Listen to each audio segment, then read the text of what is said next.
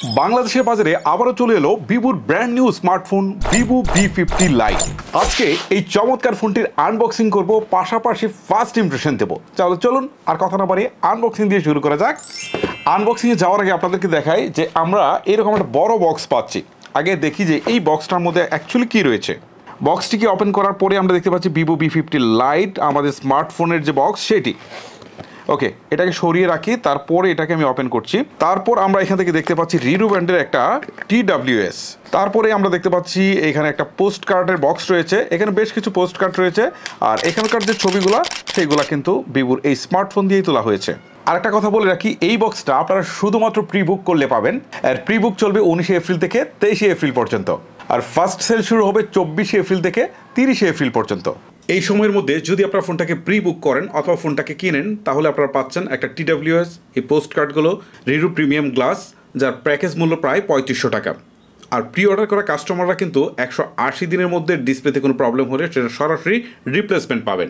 So আপনি চাইলে কিন্তু প্রি বুক করে ফেলতে পারেন এখনই। বাই দ্য ওয়ে, আমরা দেখি ভিভোর এই বক্সটিতে কি রয়েছে। বক্সটিকে ওপেন করার পরেই কিন্তু আমরা আমাদের সেই কাঙ্ক্ষিত ডিভাইস অর্থাৎ ভিভো V50 লাইটটাকে দেখতে পাচ্ছি। ওকে, এইটা নিয়ে আমরা একটু ইন ডিটেলসে কথা বলবো। সো আমরা দেখি তারপর কি রয়েছে। তারপরে আমরা বক্সের মধ্যে একটা TPO কেস দেখতে পাচ্ছি, এটা হচ্ছে ব্ল্যাক কালারের সিলিকনের, এটা কিন্তু যথেষ্ট সফট। তারপর এখানে আমরা টুকিটাকি কিছু কাগজপত্র দেখতে পাচ্ছি অর্থাৎ ইউজার ম্যানুয়াল। তারপর এখানে আমরা দেখতে পাচ্ছি USB Type-C কেবল রয়েছে, তারপর একটা সিম ইজেক্টর দেখতে পাচ্ছি, তারপর আমরা এখানে দেখতে পাচ্ছি 90 ওয়াটের ফ্লাশ চার্জার রয়েছে। পলিটা খুলতে আপনাদেরকে একটু প্রাইস সম্পর্কে আইডিয়া দিয়ে নিই। এই ফোনটার 8128 ভেরিয়েন্টের প্রাইস ধরা হয়েছে 29,999 টাকা, অর্থাৎ 1 টাকা কম 30,000 টাকা। আর এর 8256 ভেরিয়েন্টের প্রাইস ধরা হয়েছে 32,999 টাকা, অর্থাৎ 33,000 টাকা। ডিজাইন অ্যাজ ইউজুয়ালি বক্স শেপের একটা ডিজাইন, পিছনের দিকে ম্যাট ফিনিশ রয়েছে, যার ফলে খুব সহজেই আঙ্গুলের চাপ পড়ছে না।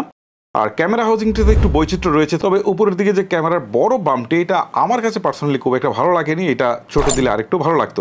তবে নিচের দিকে যে অরা লাইটটা দেওয়া হয়েছে, এইটা কিন্তু দেখতে বেশ চমৎকার, বিশেষ করে এটা যখন জ্বলতে শুরু করে খুবই ভালো লাগে। সাইড ফ্রেমটাতে একটা গ্লসি ফিনিশ রয়েছে, যার ফলে কিন্তু খুব সহজে আঙ্গুলের চাপ বসে যাচ্ছিল। এই জায়গাটা যদি ম্যাট ফিনিশের হতো তাহলে দৌড়ে একটা কমফোর্টনেস পাওয়া যেত এবং দেখতেও কিন্তু বেশ ভালো লাগতো।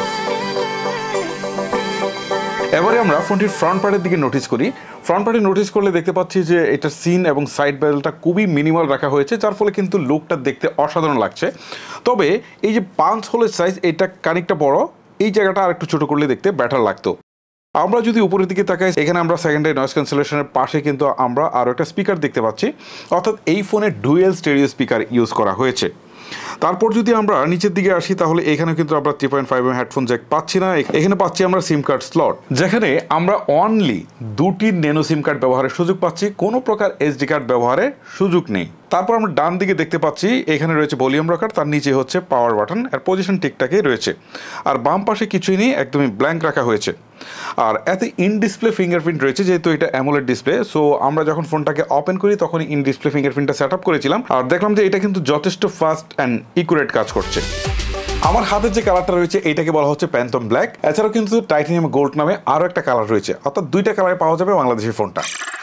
এই ফোনটার ওয়েট হচ্ছে 196 গ্রাম আর থিকনেস হচ্ছে 7.79 মিলিমিটার। যেহেতু এটা 196 গ্রাম ওজনের ফোন, সো এটা কিছুটা ভারী, বাট প্রপার ওয়েট ডিস্ট্রিবিউশনের কারণে আপনি খুব একটা ভারী ফিল আপনি কিন্তু করবেন না। এই ফোনে IP65 ডাস্ট অথবা ওয়াটার রেজিস্ট্যান্স রয়েছে, সো রেটিংটা আমি আরেকটু বেটার আশা করেছিলাম। তবে মজার বিষয় হচ্ছে যে এইটা মিলিটারি গ্রেড সার্টিফিকেশনের একটা ফোন, সো এইটাকে যদি আপনি হাত থেকে ফেলে দেন কিছুই হবে না। এটাতে যদি ডিলাডিলি করেন, এটাতে যদি আপনি আম পাড়তে চান আম পারেন, আমের সিজন, কিন্তু এমন কিছুই হবে না। মিলিটারি গ্রেড সার্টিফিকেশন থাকলে ফোনগুলো কেমন শক্তপোক্ত হয় আপনারা তো অলরেডি সেটাকে জেনেই গিয়েছেন। খুবই শক্তপোক্ত হয় ফোনগুলো, বিশেষ করে যাদের বাসায় ছোট বাচ্চা আছে, ফোন হাত থেকে হার হামেশাই ফেলে দেয়, এটা কিন্তু তাদের জন্য খুবই চমৎকার একটা ফোন। আমরা যদি ডিসপ্লে সেকশনটাতে আসি, তাহলে এইখানে আমরা দেখতে পারবো 6.77 ইঞ্চির ফুল HD প্লাস রেজুলেশনের একটা অ্যামোলেড প্যানেল রয়েছে, যার রেজুলেশন 2392/1080 পিক্সেল, আর এতে রয়েছে 387 PPI ডেন্সিটি। এই ডিসপ্লেতে 1800 নিট পিক ব্রাইটনেস দেওয়া রয়েছে। সো আমরা ডিসপ্লে মেজারমেন্টটা ইনস্ট্যান্ট করতে পারছি না, কারণ এটা আমাদেরকে ফুল রিভিউ ছাড়া ইনস্ট্যান্ট আপনাদেরকে মতামত দিতে পারবো না যে ডিসপ্লে কেমন হবে বা পিক ব্রাইটনেস আসলে কতখানি ভালো কাজ করছে, আউটডোরে ভিজিবিলিটি কেমন, সেসব বিষয় জানার জন্য হয়তো আপনাদেরকে ফুল রিভিউ পর্যন্ত অপেক্ষা করতে হবে। তবে আরেকটা জিনিস বলি যে এতে 120 হার্টজ রিফ্রেশ রেট রয়েছে। আমরা যদি পারফরমেন্স সেকশনটাতে নোটিস করি তাহলে এখানে আমরা দেখব কোয়ালকম স্ন্যাপড্রাগন 685 চিপসেট রয়েছে, যেটা 6 nm আর্কিটেকচার তৈরি করা একটি অক্টা-কোর সিপিইউ। আর জিপিইউ হিসেবে এতে ব্যবহার করা হয়েছে Adreno 610। এই চিপসেট আপনি যদি মডারেট ইউজার হন তাহলে পারফেক্ট, বাট গেমার বা হেভি ইউজার যদি আপনি হয়ে থাকেন তাহলে এইটা কিন্তু আপনার জন্য পারফেক্ট না। এই ফোনের র্যাম হিসেবে ব্যবহার করা হয়েছে LPDDR4X আর রম হচ্ছে UFS 2.2। আমার মনে হয় যে UFS 2.2 থেকে এখন এই 30,000 টাকা বা তার উপরে রেঞ্জের ফোনগুলোর বেরিয়ে আসা উচিত। এখন UFS 3.1 এর দিকে ধীরে ধীরে এই বাজেটের ফোনগুলোতে যাওয়া উচিত। এই ফোনটি রান করছে ফ্যান্টাস OS 15-এ, যার টপে থাকছে Android 15। সো ফ্যান্টাস OS নিয়ে আসলে বলার মতো এখন আর তেমন কিছুই নেই। তো এইটা কিন্তু এখন অনেক বেশি পলিশড, সো এর UI ইউজ করে আপনি কমফোর্ট জোনে থাকবেন এটা বলা যায়। এবার আসি ফোনটির ক্যামেরা সেকশনে। ভিভোর ফোনের আসলে মেইন ফোকাসিং পয়েন্টই থাকে হচ্ছে এর ক্যামেরা। এর রিয়ারে দুইটা ক্যামেরা দেওয়া রয়েছে, একটা হচ্ছে 50 মেগাপিক্সেলের ক্যামেরা যেটাতে সনির সেন্সর রয়েছে, অর্থাৎ সোনি IMX 882। তারপরে একটা 2 মেগাপিক্সেলের ডেপথ সেন্সিং ক্যামেরা দেওয়া রয়েছে। তারপর ফোনটির ফ্রন্টে আসলে 32 মেগাপিক্সেলের ক্যামেরা সেন্সর আপনারা দেখতে পারবেন। সো ভিভোর ক্যামেরা তো বরাবরই ছবি প্লাস ভিডিও ভালো হয়ে থাকে। সো এই ফোনে কেমন সেটা জানার জন্য আপনাদেরকে হয়তো ফুল রিভিউ পর্যন্ত অপেক্ষা করতে হবে। তবে ইনস্ট্যান্ট আমি কিছু ছবি তুলে আসি এবং আপনাদেরকে দেখাই যে কেমন ছবি আমরা পেয়েছি।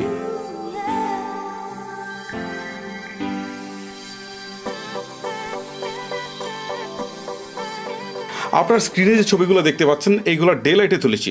ছবিগুলো অ্যাট এ গ্লান্স আমার কাছে ভালোই লেগেছে, আর ভিডিও কোয়ালিটি দেখলাম ইনস্ট্যান্ট ভালোই লেগেছে। নোটিস করলাম যে কানেক্টিভিটির জন্য ভিভো এই ফোনে ব্লুটুথ 5.0 ইউজ করেছে। এইটা আসলে কেন ভাই আমি বুঝলাম না। একটা লেটেস্ট ফোনে এই ব্লুটুথের কেন এই ভার্সনটা ইউজ করতে হলো? আরও latest version minimum Bluetooth 5.4 use করা যেত।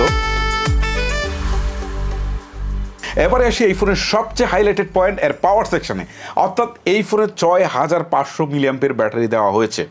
সো এই যে বিগ ব্যাটারি দেওয়া হয়েছে এইটা কিন্তু আপনি ফোন দেখে বুঝবেন না। আমিও পার্সোনালি বুঝতে পারিনি। আমার কাছে মনে হয়েছে অলওয়েজ যে এখানে 5000 মিলিঅ্যাম্পের ব্যাটারি রয়েছে, বাট বিগ ব্যাটারি কিন্তু এখানে দেওয়া হয়েছে। সিলিকন কার্বনের ব্যাটারি থাকার কারণে ফোনটাকে কিন্তু খুব বেশি মোটা বা ভারী না করেও কিন্তু বিগ ব্যাটারি ইউজ করা হয়েছে।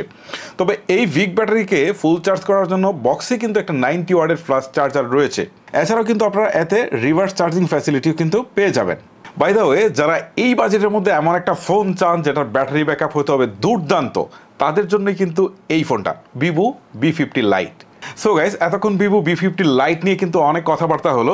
যেহেতু এটা ফুল রিভিউ না বা ইনডেপথ রিভিউ না, সো এটার আমরা ভালো মন্দ দিকগুলা সেইভাবে আসলে তুলেও আনতে পারিনি, আর সুস্পষ্ট মতামতটাও আপনাদেরকে দিতে পারিনি। ইনস্ট্যান্ট যেটুকু দেখেছি সেইটুকুর উপরে কিন্তু আমি আমার মতামতটুকু দিয়েছি।